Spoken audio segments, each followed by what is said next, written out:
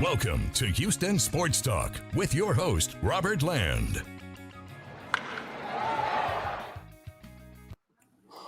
Welcome to Houston Sports Talk's first live Astros-Mariners post-game show, and what a way to start it out, Stephen. Robert Land alongside Stephen Kerr.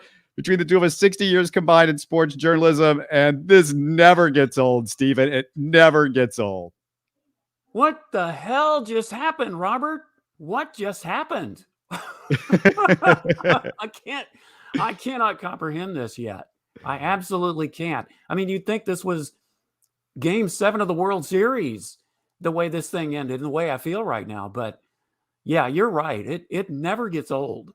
Well, especially if the Astros win the way they did today, it never gets old. Stephen, I gave up on this game about 10 times, like 10 different times during the games. I'm like, now it's over. Now I know it's over. You know, I knew that when I logged on the computer this morning, I had an issue with Microsoft Office that took me 2 hours to solve. And I said, this is going to be a bad day. The Astros are probably going to lose. It's going to be Microsoft Office or OneDrive's fault, somebody's fault. And it almost looked that way, Robert. But thank God for Yordan Alvarez. He saved us all from a bad day. I mean, what can't this guy do? He gets 3 hits. He had the 2-run double earlier in the game, almost knocked that one out of the ballpark, threw out a guy at home plate. I mean, the only thing he couldn't do is he couldn't make that grab at the wall earlier in the game, help Justin Verlander out a little bit. But I mean, he did throw a runner out though. Yeah. That's what I was saying that as well. Yeah. He threw that runner out right before he couldn't make the grab at the wall, but yeah, he was doing everything. And for a while, it looked like it was the Astros Cubans versus the Seattle Mariners because it was just Yordan Alvarez and Yuli Gurriel that were doing everything, and nobody else on the Astros were doing anything. Well, it's funny. I saw you tweet out. What did you say? Can somebody other than a Cuban player help the Astros? Well, sorry, Robert, not today. But in this case, the way it ended, it's perfectly okay, isn't it? Oh, my goodness. And I hope we got some new people out there watching us right now. If you are a new person, subscribe, like, comment on YouTube. That's how you can show us a little bit of support the show. We've been doing this for I've been doing this show for 9 years. When I started 9 years ago, the Astros were at their absolute lowest. And now sure were. It's 6 out of the last, what is it? 6 out of the last 7, or is it 7 out of the last 8? Yeah, it started in 2015. So yeah, 6 out of the last 7. Or yeah, it might be 7. I've lost track, but I think it's 7 out of the last 8 postseasons. And they just find more magic year in and year out, especially in these early rounds, which we love. I guess let's start off with Stephen, though, Justin Verlander, who the only thing that you come out of this worried about is Justin Verlander. He gave up 6 in the first 4 innings. In the 2017 World Series run, Verlander 0 starts where he gave up 4 or more runs. Since then, he's given up 4 or more in 5 of his 8 postseason starts. And it's hard to use the inning count, Stephen, as an excuse this year because, you know, they really gave him every opportunity to get rest in the 6-man rotations. And we had the long layoff between the playoffs and the World Series and the lower inning counts later in the year. I mean, everything was working in his favor. He was practically through a no-hitter. He was through a 5-6 inning no-hitter the last time. 5 innings. Right. And, you know, part of the problem in his last 2 or 3 starts is he wasn't getting a lot of run support, or he might have had another win or two. So I don't think, you know, I don't think it's anything in regard to, you know, the arm or being tired, Robert. But I do wonder, you know, this was his first appearance in the postseason since the 2019 World Series. You know, he did a couple of starts and he allowed 7 runs in 11 innings over 2 starts against the Nationals. And, you know, overall, he is now 7-7 and as a member of the Astros in the postseason. And so, I mean, it's not as if he's Mr. Dominant throughout, but he was certainly money in the 2017 World Series. I don't know. It just goes to show that when the postseason comes, every day is a different day. And I guess what worried me about Verlander is, you know, usually when he gets in trouble, he knows how to minimize the damage control. But in those first several innings, you know, he didn't get a ground out until the 3rd inning. And the Mariners were making great contact just about every time in those first few innings. That's really what worried me more than anything. If they were just dinky little hits here and there, lucky breaks here and there for them, that's one thing. But they were making great contact against him, Robert, and that's not a good thing. Steven, they were all over his fastball. I mean, that was the big takeaway for me, is just he was throwing those fastballs and it was like batting practice. He got a couple past Rodriguez, and then Rodriguez hits the 2-run double. And I was like, oh, don't go back to the fastball. Like, I mean, I knew after Rodriguez missed a couple, I'm like, oh, he's just lining one up for one now. Well, I almost wonder if it was the pitch calling to some degree, because of the fact that, they were obviously waiting on his fastball. And as you said, they capitalized on it more than once. He'd get a couple past you. But yeah, Julio Rodriguez in particular was one who made the adjustments during the at-bat. And it's almost like he was expecting Verlander to throw another fastball, which he did, and he was ready for it. By the way, we got people commenting on our stuff right now, and Brandy says, I was cheering at the end, as we all were. It was nuts.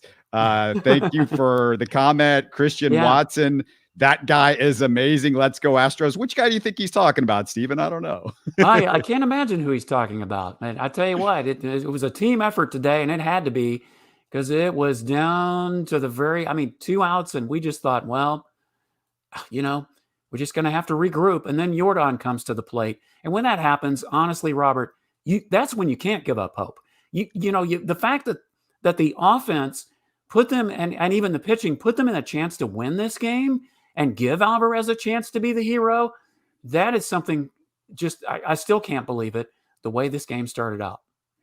Let me ask you, because I know I saw it on Twitter and everybody was on Dusty. Why didn't you get Verlander out of the game earlier? What did you think about his decision to stick with Verlander? It looked like he'd settled down after the first 4 runs, I guess. You can't take him out immediately, because he's your Hall of Famer. You're not going to take him out in the second or third inning. Come on, this is your ace. You've got to let him figure it out. If you can't win with your ace, who are you going to win with? Okay, you've got Framber Valdez, but he's going to pitch in game 2. You've got Lance McCullers, he's going to pitch game 3. No, you've got to let Justin figure it out. And really, it looked like he was about to figure it out. No, I don't have any problem with him leaving him in as long as he did at all. Yeah, I mean, the only issue that I had with Dusty really the whole game, and it's just like everybody's just looking. I could see it on, you watch on social media, and everybody's just waiting for their chance to jump on him. And the only thing that I had an issue with was pinch hitting Christian Vasquez for Chas McCormick. And Chas McCormick is your best hitting center fielder by far. And that could have been a terrible decision. And we're going to talk about David Hensley later, because he bails you out on that decision. But all you had to do there was leave Chas McCormick in and let Christian Vasquez pinch hit for your catcher. The same guy that he plays, same position that he plays. The Christian Vasquez move worked out great because he threw out the runner and he got a base hit. It was just, wait an extra batter, because look, Mauricio Dubon, I don't know what the love affair with Dusty is and Mauricio Dubon, but not bringing him in the game isn't going to help your defense a whole lot. And since when do you make a defensive replacement when you're down by 4 runs? Well, I was more disturbed about it from a defensive standpoint than I was offensively, Robert, because I wonder, if Dusty was even going to let Dubon hit. I mean, it came up, of course, and he pinch hit for him. What I guess got me was the fact that you put him in as a defensive replacement. Now, I know you and I have talked about this before. I'm sure we've talked about it on the podcast. I know we've talked about it off the podcast about Mauricio Dubon and his defense in center, and certainly his hitting is definitely not there. So I was more puzzled by it from a defensive standpoint, that you were going to put him in center. And maybe, you might even say, well, you could put Jake Myers in there. I'm not sure that Myers is 100% ready. I'm really not. I just don't think he has shown that either with his arm strength or with his bat yet. Yeah, I don't think he is either. I'm fine with having him on the roster, because I don't know if you had a lot of good choices as far as everyday players. There wasn't anybody. I mean, maybe you put Johnner Diaz. Would you put Johnner Diaz on the roster, Steven, just so you have a third catcher and you can use Vasquez more as a pinch hitter and basically utilize him more in this series than you might otherwise? Well, I might have in this series, just because you have fewer pitchers. Now, I don't know, when you get into the ensuing series, if you're going to do that. But in this series, yeah, I would say that you could have certainly done that. I don't know what purpose that would have. I mean, yeah, I guess you could have had him as a pinch hitter or something like that. But he's so unproven. But you could have. I mean, that is a move I hadn't even thought about. Hey, if you're out there and you're watching us, tell your friends, come join the fun. We're doing the live post games throughout the postseason. Me and Steven, we look forward to it. We've been doing live post games on Houston Sports Talk for years now, but we're finally doing these streaming live on YouTube, and just having a blast doing this for the first time. And we're also doing live Texans. I do that with Sean Bijani with Sports Radio 610. We do the Texans post games every Sunday. And of course, this Sunday they're off. So we're going to have Astros this weekend because they'll be playing this weekend on Saturday, right, Steven? That's right. It's funny. I had forgotten the Texans were going to be off because I was wondering, how's Robert going to do this on Sunday? But you're right. They're going to be off. And it's kind of a weird deal with this first round of the ALDS anyway, of the playoffs, is if you had the game Tuesday, you have an off day, you have the game Thursday, you have another off day for the travel day. Then you have, if necessary, Saturday, Sunday, Monday, you have 3 in a row. So, yeah, it's going to be a weird schedule, Robert, but yep, you and I are going to be here regardless. Let me go back to David Hensley, because a huge at-bat for him. I mean, oh my goodness. Way to come up big, David Hensley. I said on Twitter, I'm like, you got to pitch hit David Hensley for Mauricio Dubon, because you're going to bring in Jake Myers to play center field if that happens. And you have that, you have that ability to do that. So Steven, Hensley, Hunter Brown, Abreu, all guys that are young. You're trying to get postseason experience. I think Breu's pitched in the postseason before, but those other two guys, those other two guys have no experience. So they all got good experience, and good experience as in they performed well. That's one of the things about the postseason, Robert, that is always so cool. I mean, how many times we could be here all day talking about the players that you least expect, whether they're a young guy or a guy like Hensley, who's been around a few years in the minors, making a contribution. And he did just that. He was recruited by Tony Gwynn at San Diego State. And of course, he revered Tony Gwynn. And I mean, this was a guy that has been waiting for this opportunity. And I must have gone to sleep, Robert, when they brought David Hensley up. I remember that. But I guess I didn't really look at his figures of, in the short sample size of the regular season, but he was batting over 300. I mean, it wasn't bad. It was like 320 something, I think. So, compared to somebody like Mauricio Dubon, yeah, you absolutely had to put him in there. And by golly, he came through and set the table for what we're talking about right now. Hensley was rock solid late in the year, and he played really well in the minor leagues. And the numbers that I was looking for from him in AAA, because I've said it before, those Sugarland Space Cowboys numbers can be very skewed. That league, the parks they play in, all of that stuff can be very skewed. But David Hensley was doing the things that I wanted to see in the minor leagues coming up. And Steven, he's going to be on this roster next year, because if they can't sign Aledmys Diaz, he's a great utility player. It can play multiple positions. I mean, you want Aledmys to come back, but if for some reason that they can't pull it off because of numbers or something like that, Hensley is right there and ready to go. And, frankly, you definitely like Hensley better than Mauricio Dubon. Hopefully you can have a couple of center fielders, that are going to be out there helping you. It just won't be Chas McCormick. If Jake Myers can get it together, if not, go get somebody else. But because of all that, I think David Hensley is definitely in the mix. And how big does it look to just have him for the rest of the series as somebody that you can go to if you need somebody? Because there are a lot of positions in this lineup that you go, oh, they're not coming out. But we know the catcher situation. That's, if Maldi's going to be starting, that's someplace that you got to think about pinch hitting a lot. And my goodness, the way Mancini has looked at the end of the regular season going into the postseason, got to get something from him. Steven, I don't know what you think. I thought Aledmys Diaz should be the starter in the postseason over Trey Mancini. I liked everything else in the lineup, but Aledmys Diaz, because he's a better contact hitter. And I talked a little bit about this with Sean a couple of weeks ago, but I think he's a better contact hitter, and that matters in the postseason. Diaz too much of a strikeout guy, and he did a couple of those today as well. Yeah, I'd have to agree with you, Robert. And I assume you're talking about as the designated hitter. Certainly, Sure. Mancini did get some good contact, but he did, he also had some weak contact too. So I think that, and Aledmys Diaz has proven since he's been with the Astros what a clutch hitter he can be. His biggest problem is the durability. Well, that may not necessarily be an issue if you're going to have him as the DH. You don't necessarily have to have him as a fielder.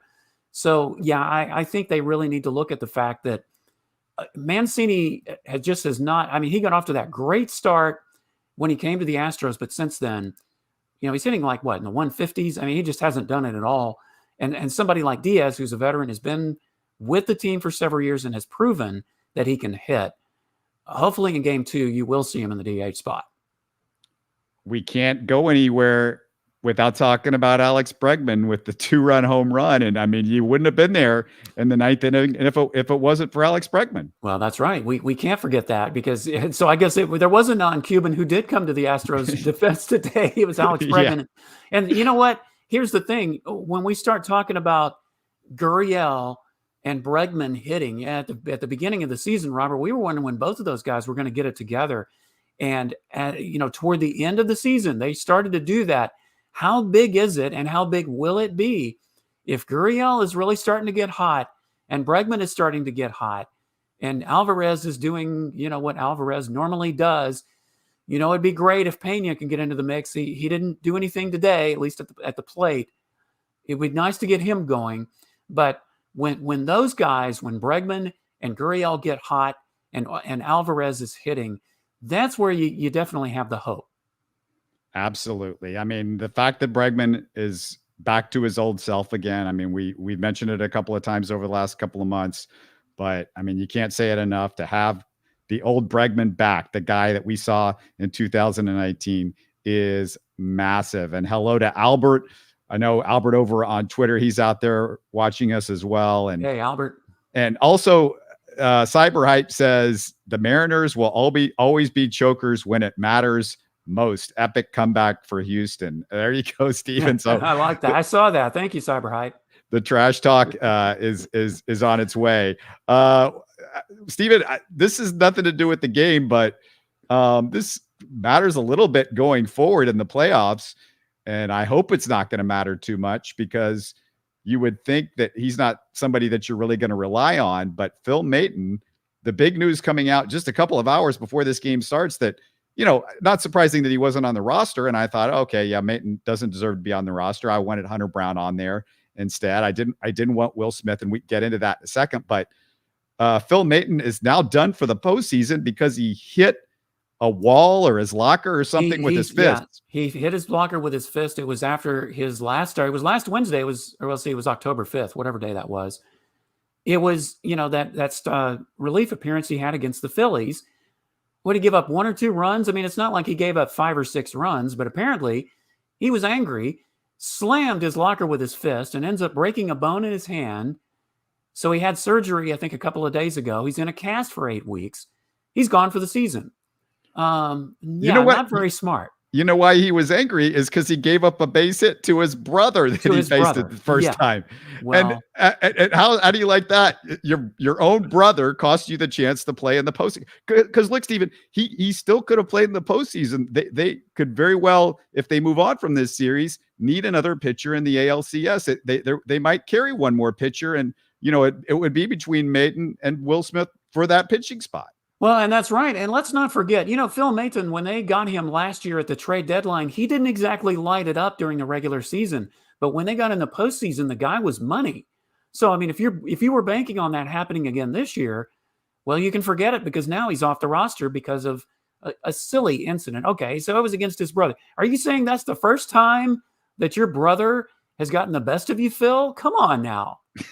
Really? And it wasn't in the postseason either. It was the last game of a regular season that meant nothing for the Astros and really nothing for the Phillies because they'd already wrapped up their wild card spot. So, yeah, I like the competitiveness, but come on, Phil, really? Oh my goodness, it's unbelievable. And let me just tell you this much because, I got to circle back to Yuli Gurriel. We mentioned him earlier. He got a couple of big hits in this game. And let's not forget that a lot of people had jumped ship on Yuli Gurriel. Steven, remember that? They were including me. I hate to admit it, but including yeah. me, I'm one of them. Yeah, and I was about ready. I was like, okay, Mancini's our new first baseman. I'm fine with that. Yuli looks done. You could stick a fork in him, and it wasn't like I looked at his. I thought he had a pretty good September and October, but then I looked at his numbers and I'm like, yeah, it's pretty much like it was most of the year. He was very below Yuli numbers, I guess, and I think maybe he trailed off a little bit after we clinched and everybody sort of took it easy for maybe the last week or two, but. Yeah, Yuli, it wasn't spectacular stuff in September, October. So, I didn't know what to expect. I wanted him to play first base, though, because he's a really good contact hitter. Again, I just think that matters in the playoffs. Yeah, I mean, yeah, he wasn't setting it on fire, but you could tell he was getting things together as the season went along. But my goodness, the first half, I mean, I wasn't saying trade the guy now, Robert, but you remember on the podcast, I talked about we need to get something at first base for the future because Yuli is definitely going downhill. I really believe that. But man, in the postseason, that's when it counts. And at least he's doing that now. So we'll see what happens the rest of the way. But he was starting to, I think, get things together toward the end of the season. I'm just going through the lineup right now, thinking of who we need to mention. And Jeremy Pena was having a terrible day. And then he had started that great double play. I think that was in the 8th inning, right? Was it the 8th or the 9th? Yeah, it was in the 8th. But defensively, I mean, he was fine. And I think we worried about that a little bit with some of the plays he's made on defense over the season. It was his offense that we wondered about. But offensively, yeah, he definitely, especially that first at bat, you could tell he was definitely not in his element. Oh, yeah. The slider gave him trouble again. But I was going to say in the 8th inning, he makes the defensive play. And in the 9th inning, he's the guy that got the setup hit for Yordan Alvarez and set the whole thing going. I mean, if Jeremy Pena doesn't, if he doesn't, and that was, just a really solid hit. There was nothing accidental about it. Did a really nice job with that at bat. The sliders got him a couple times early in the game. He had one where he laced, I think, the previous at bat at the first baseman or the second baseman, but it was a hard hit ball. But then that last at bat, I mean, what are you going to say? It's a huge. I mean, you've got to get to Yordan, and that's if he's going to be batting second in this lineup. There are going to be innings where you're just like, it's 2 out. Maybe Pena's up at the plate. Hey, just somehow get us to Yordan. That's all we're asking for in the playoffs. That's the whole goal, is get to that big guy. Yeah, get to Alvarez, get to Altuve. I mean, Altuve didn't do a whole lot today, but we know that he can be money in the postseason too. So you've got those guys in there. You got Bregman and Gurriel hitting. So you get to any one of those guys in the lineup in a 7-5 game in the bottom of the 9th with 2 outs. I'm ready. And Kyle Tucker didn't have any huge hits today. He had the infield single, but the play at the wall, the catch, yes. I just expect it. He made that catch, and I'm just to the point where with Kyle Tucker, well, you expect it. Well, if Kyle Tucker doesn't win a Gold Glove in right field after this season, Robert, there's something wrong, because he has done a masterful job there all season long with the assists, making the great catches like he made today. He's definitely a Gold Glove winner. He's got to be. Yeah. I mean, was there any other notes that you made from this one? I'm going through everything in my head. There was so much that was going on.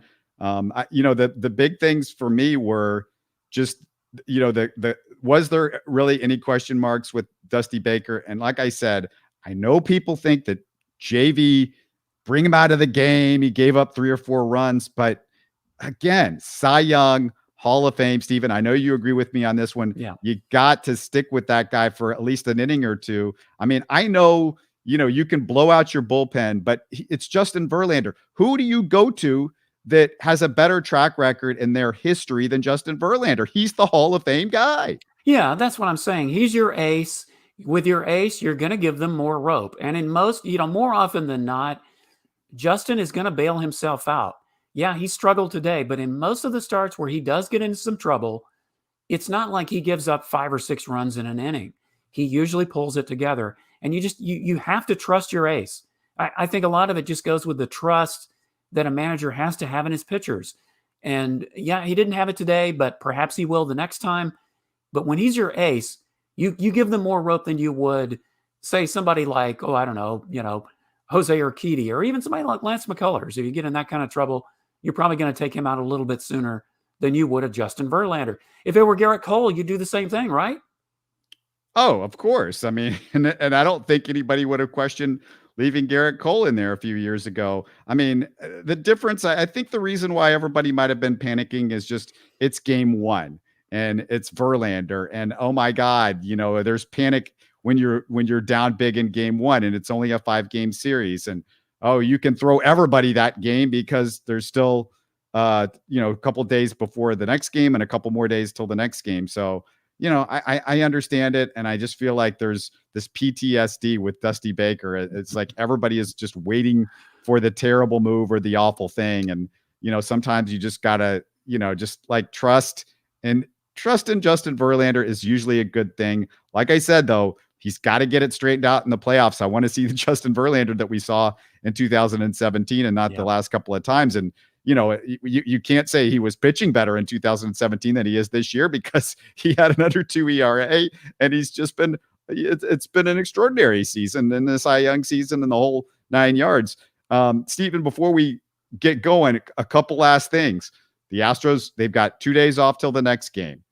The thinking was that it was going to be Fromber was going to pitch game 3. There has been game 2, I should say. There's been no announcement, but it looks like Fromber is not healthy. He's going through some sort of illness, so it could be Lance McCullers. Now, on the other hand, that could be a very good thing because Lance McCullers has been much better at home than he's been on the road. And I don't think that's just this year. I think I want to say that's throughout his career. Yeah, it seems to be throughout, doesn't it? And yeah, there was an illness apparently kind of going through the Astros clubhouse, but Fromber is the name that kept getting bandied about that was really struggling with it. So yeah, we'll have to wait and see on that. I thought that I had heard somewhere that he is going to start game 2, but I don't know that for a fact. But it's going to be one of those two guys. But you make a good point, Robert. If it's McCullers in game 2, I'm going to feel pretty comfortable about that with him pitching at home. And the guy's just been he's done so much better than I expected he would in coming back from this Tommy John surgery. He's come back much faster.